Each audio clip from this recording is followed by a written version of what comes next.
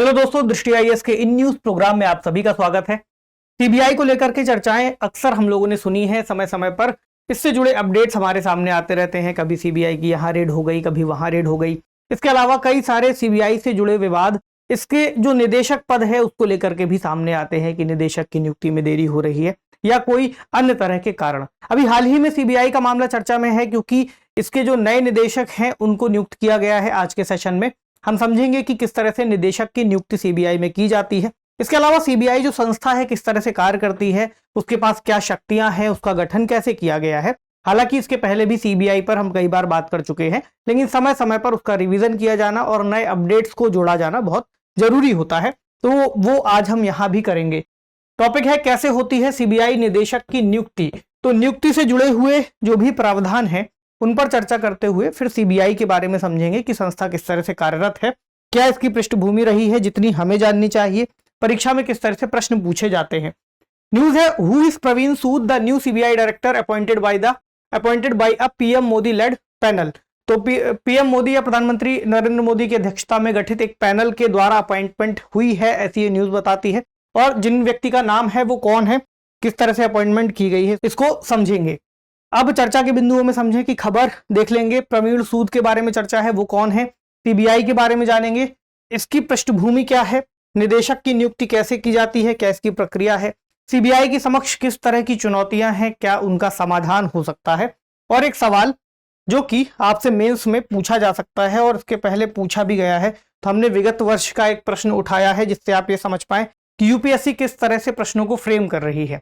चर्चा में क्यों है, क्योंकि 14 मई को एक सरकारी आदेश जारी हुआ है जिसमें यह पता चला है कि 1986 बैच के कर्नाटक कैडर के आईपीएस अधिकारी प्रवीण सूद, तो इनको सीबीआई का प्रमुख नियुक्त किया गया है, यानी डायरेक्टर ऑफ सीबीआई इन्हें बनाया गया है।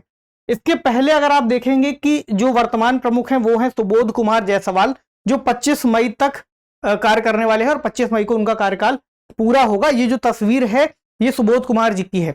अब जो पदभार दिया गया है, तो पदभार ग्रहण करने से 2 वर्ष की अवधि तक वो अपने कार्यकाल में रहेंगे। अब कितना कार्यकाल होता है इस पर हम चर्चा आगे करने वाले हैं, लेकिन अभी के लिए समझिए कि 2 वर्ष की अवधि के लिए नियुक्ति की जाती है और नियुक्ति इस हिसाब से आपको दिख रही है कि की गई है। इसमें प्रधानमंत्री के नेतृत्व वाली जो एक उच्च स्तरीय चयन समिति है, इसने नियुक्ति की अनुशंसा की है या फिर जो नियुक्ति की प्रक्रिया है उसको पूरा किया है। इस समिति में चूंकि प्रधानमंत्री मौजूद है, इसलिए जो सदस्य होंगे उनके बारे में जानना भी आवश्यक है। अब बात करते हैं प्रवीण सूद जी के ऊपर कि ये कौन है। तो ये वर्तमान में कर्नाटक राज्य के पुलिस महानिदेशक या डायरेक्टर जनरल के पद पर तैनात हैं, बेंगलुरु में है। आईआईटी दिल्ली और आईआईएम बेंगलोर के पूर्व छात्र रह चुके हैं। जो बेसिक जानकारी उनके जीवन से जुड़ी हुई है वो समझ लें। 1989 में ये मैसूर के पुलिस अधीक्षक रहे हैं। अपने कार्यकाल के दौरान इन्होंने कई सारी चीजें, कई सारी उपलब्धियों को हासिल किया। जैसे 1999 में इन्होंने 3 साल के लिए मॉरिशस सरकार के पुलिस सलाहकार के रूप में विदेश प्रतिनियुक्ति के रूप में कार्य किया है। ये आईआईएम से पब्लिक पॉलिसी एंड मैनेजमेंट में पोस्ट ग्रेजुएशन किए थे और Maxwell school of governance New York से इन्होंने पढ़ाई की है। इसके अलावा अगर कुछ उल्लेखनीय चीजों पर हम बात करें कि किस तरह के इनको अवार्ड्स मिले हैं, तो 1996 में सेवा में उत्कृष्टता के लिए मुख्यमंत्री का स्वर्ण पदक दिया गया है। 2002 में इन्हें सराहनीय सेवा के लिए पुलिस पदक मिल चुका है और 2011 में विशिष्ट सेवा के लिए राष्ट्रपति का पुलिस पदक दिया गया है। इसके अलावा कर्नाटक राज्य पुलिस आवास निगम के भी ये प्रबंध निदेशक रह चुके हैं। गृह विभाग में भी प्रधान सचिव के रूप में कार्य कर चुके हैं। तो उनके जीवन से जुड़ी हुई जो बेसिक जानकारी है वो है। तो ये तो हुई नियुक्ति की बात कि नियुक्त में किस व्यक्ति को लाया गया है और कौन चर्चित व्यक्ति हैं जिनको यहां पर रखा है, और पहले कौन थे ये भी जानना जरूरी है। अब आते हैं जरा संस्था पर कि संस्था क्या है, किस तरह से कार्य करती है। तो सीबीआई या हम कहें सेंट्रल ब्यूरो ऑफ इन्वेस्टिगेशन या केंद्रीय अन्वेषण ब्यूरो, तो ये भारत की नोडल पुलिस एजेंसी के रूप में जानी जाती है और ये केंद्रीय सतर्कता आयोग और लोकपाल को सहायता प्रदान करती है अपने कार्यों से। अलग अलग स्तर के कार्य होते हैं जहां पर अलग अलग जो संस्थाएं हैं मिल करके फिर कोऑर्डिनेशन के थ्रू कार्य करती हैं। भारत सरकार के कार्मिक पेंशन तथा लोक शिकायत मंत्रालय के कार्मिक विभाग के अधीक्षण में ये कार्य कर रही होती है। ठीक है, कार्मिक पेंशन और लोक शिकायत मंत्रालय जो कि कहीं ना कहीं पीएमओ के तहत कार्य करता है। इसके अलावा भ्रष्टाचार निवारण अधिनियम 1988 के तहत अपराधों के अन्वेषण में इसका अधीक्षण जब होगा तो केंद्रीय सतर्कता आयोग के पास होगा। इसके अलावा हम कई अंतर्राष्ट्रीय एजेंसियों के बारे में भी जानते हैं, तो उनसे जुड़े हुए जो भी अन्वेषण संबंधी समन्वय हैं उसमें भी इसका रोल रहता है। जैसे इंटरपोल की ओर से इसके सदस्य देशों में इन्वेस्टिगेशन से जुड़ी हुई चीजों में संलग्न रहते हैं, तो ये भी एक इसका कार्य हुआ। इसके अलावा अब अगर इसकी बैकग्राउंड की बात करें कि कब से इसका गठन किया गया, तो इसकी जड़ें कहीं ना कहीं द्वितीय विश्व युद्ध के बाद भ्रष्टाचार और इस तरह की शिकायतों से निपटने के लिए जो संस्थाओं के गठन की बात थी वहां से आती है।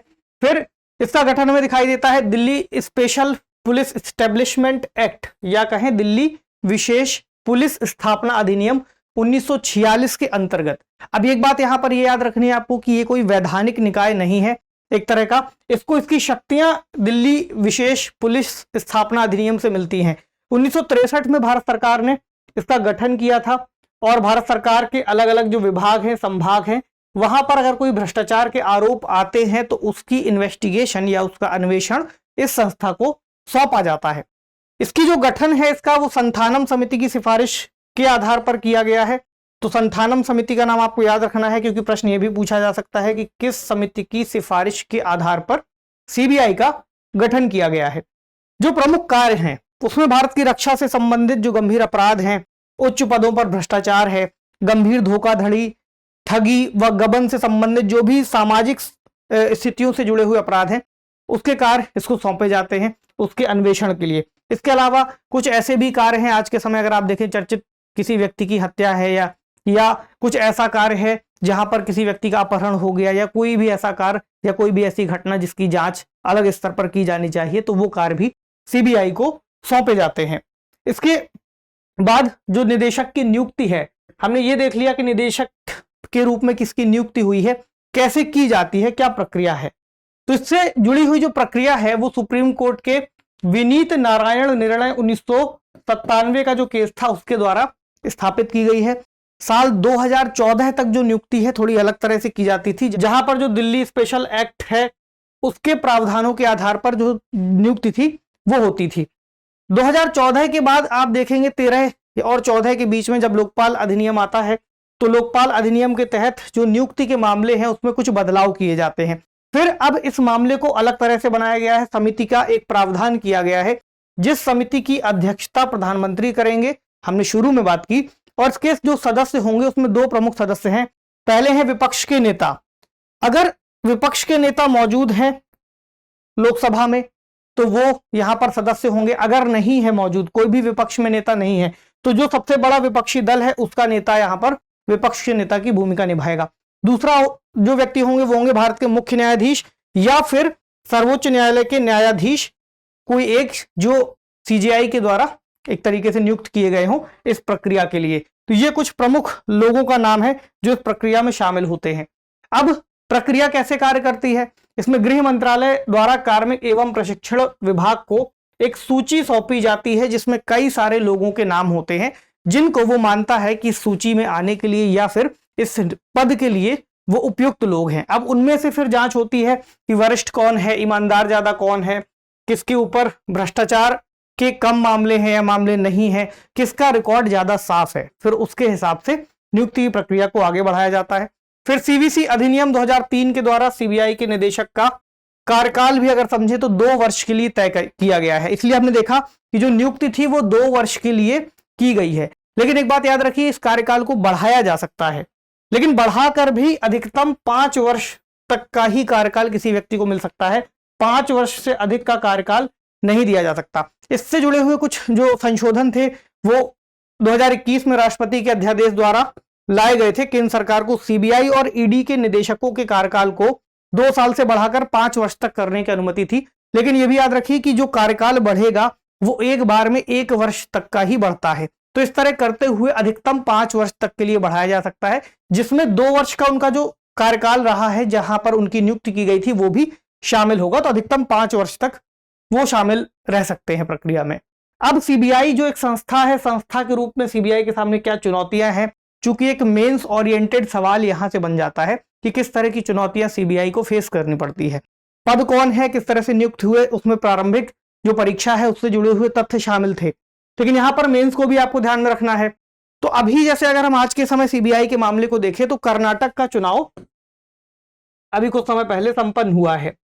अब इस उदाहरण से ही आपको जो पहला वाला पॉइंट है राजनीतिक हस्तक्षेप का, यह क्लियर होगा कि राजनीतिक हस्तक्षेप हमेशा होता रहा है और ऐसे आरोप भी लगते रहे हैं। तो कर्नाटक में जब चुनाव हो रहा था तो आरोप ये लगे, क्योंकि अभी जो डायरेक्टर बनाए गए हैं उनके ऊपर, चूंकि वो कर्नाटक के पुलिस महानिदेशक रहे हैं, तो उनके ऊपर आरोप ये लगा कि वो किसी एक राजनीतिक दल को या फिर हम कहें जो सरकार में मौजूद है उसको लाभ दे रहे हैं, दूसरे दल के लोगों के खिलाफ एफआईआर दर्ज हो रही है।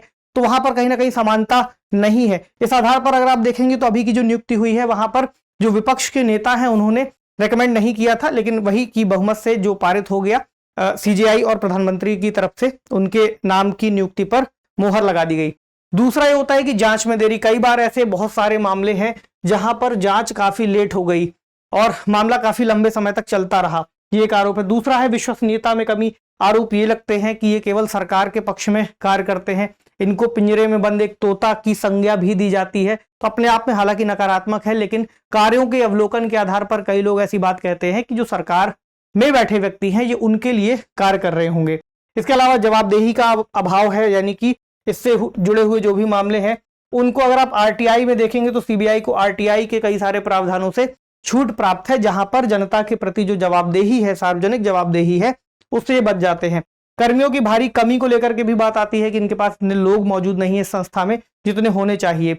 जो शक्तियां हैं वो सीमित हैं, मतलब कि चूंकि अगर आप इस संस्था के गठन को देखेंगे तो गठन का उद्देश्य अपने आप में बहुत महत्वपूर्ण है, लेकिन सीमित शक्तियों की बात आती है दो तरह से कि जब किसी राज्य के अंतर्गत जांच करनी हो तो वहां पर राज्य के द्वारा ऐसी मांग किया जाना आवश्यक होता है, उसके बाद ही सीबीआई वहां पर जाकर के उस राज्य में या उस राज्य से जुड़े मामले में जांच कर सकती है। तो यहां पर शक्तियां सीमित हो जाती हैं कि कई बार ऐसे मामले होते हैं जहां पर ये नहीं कर पाते जांच। इसके अलावा नियंत्रित पहुंच का मामला है। कई ऐसे बड़े सरकारी पद हैं, सचिव और उसके ऊपर के, जहां पर इन्हें जांच करने के लिए फिर केंद्र सरकार की अनुमति लेनी पड़ती है। तो ये सब बातें ऐसी आती है जहां पर भ्रष्टाचार से जुड़े हुए जो मामले हैं, जहां पर तटस्थ रूप से जांच की जा सकती थी, वहां पर अलग अलग तरह के दबावों के चलते स्पष्टता नहीं मिल पाती। तो निष्कर्ष क्या है? पहला तो यही है कि जो त्रुटियां हैं या फिर हम कहें जो खामियां मौजूद हैं, उन खामियों में सुधार लाया जाए और सुधार करते हुए हम उस संस्था के वाकई में जो एक महत्वपूर्ण रोल हो सकता है